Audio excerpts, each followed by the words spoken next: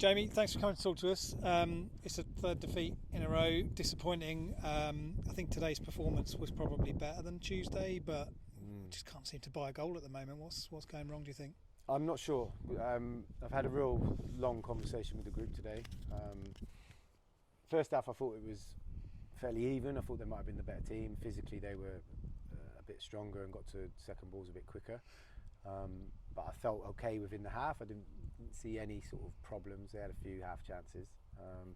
We conceded from a corner, which is disappointing for us. Really poor. I then looked at how they were playing and what I felt we needed, so I changed formation at half time, went to a 3-5-2, and I felt for 45 minutes, second half. It's funny to say you could only see one team scoring, but I actually couldn't see us scoring. As much as the dominance we had on the ball, we were in possession constantly. They were having little breakaways because we have to obviously go for it, but we dealt with that.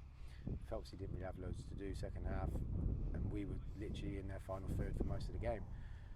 The disappointing thing is, I asked the boys a question: how many chances did we have where you felt you should have scored?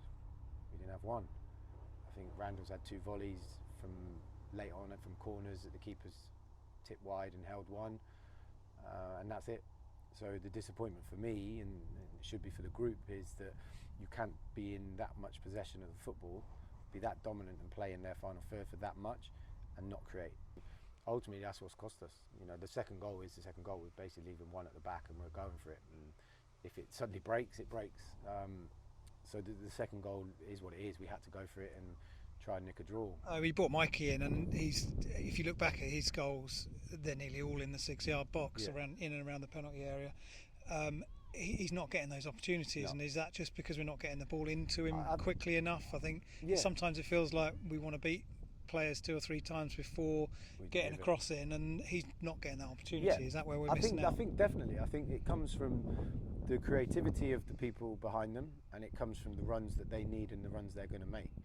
So, I said to the group, you've got Solomon, Smudger, Mickey, Samurai, JT. There's probably 70 goals in the team, if not more, from what they did last year. We haven't created an opportunity for either of them, or any of them, and they're not creating opportunities for themselves, which is so. It's not like we haven't got goals in the team and people that can score. So it's okay. How do we get them the chances that they need?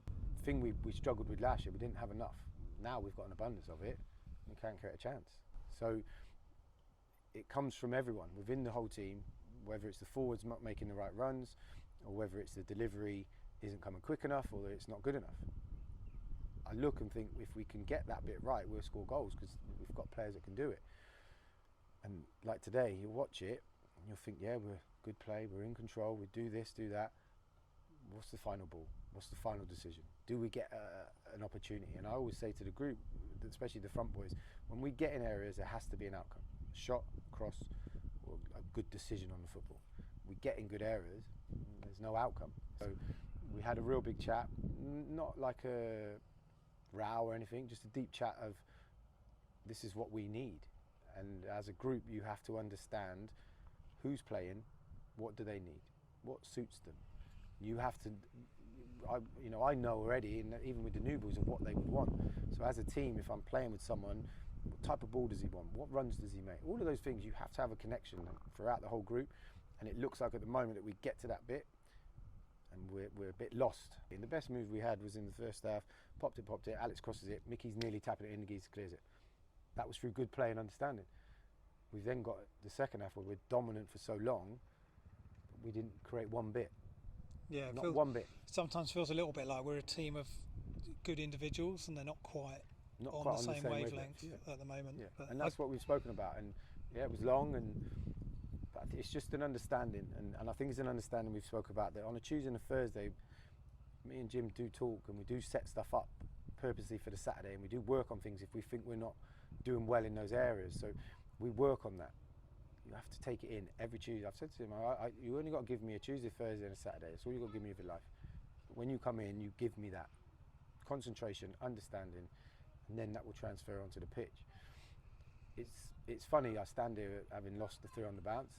Could have won all 3. That's how it's not like I'm stood here going, we've been awful. We've been good, but we haven't been good at the things that we should be good at. So we defended well the other night. We switch off, make 2 poor decisions, cost us. Lowestoft exactly the same. Getting back in the game, 1-1 probably sees it out, but we did have a few half chances. Switch off, set piece, flick on, goal. Today, set piece. Then we're dominant, don't do enough, scoring a breakaway, which is what's going to happen. But there's a lot of positives you can take out of the game. Yeah. And it's it will turn around and we will start putting the ball in the back of the net because we're doing the right things at the moment. And I think you've got a couple more potentially you're going to bring in over the next few days. Kingy's played today. Caius has come on for 10-15 minutes. Yeah. So you've got more players to come, haven't you? But it's about getting that team gelling. I think. Yeah, it's about getting the right balance, and sometimes it isn't always the best players that you have at your disposal. It's about the best players that connect and do the job that you want to do. So yeah, we're going to add 2 players in the top end of the pitch that will give us a lot more. And for me, it has to be competition. We can't have players that we have to keep picking if they're not doing the jobs we want.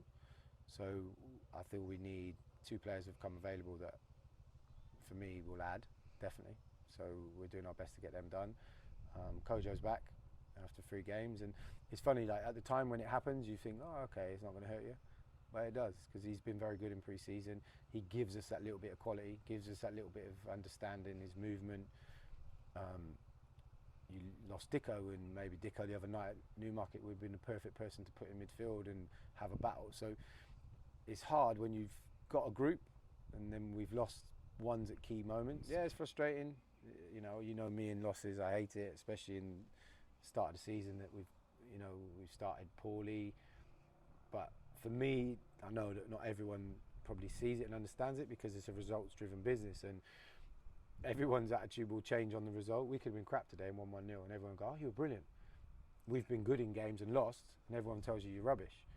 So the result will always dictate people's emotions of what they look at, how the team's done.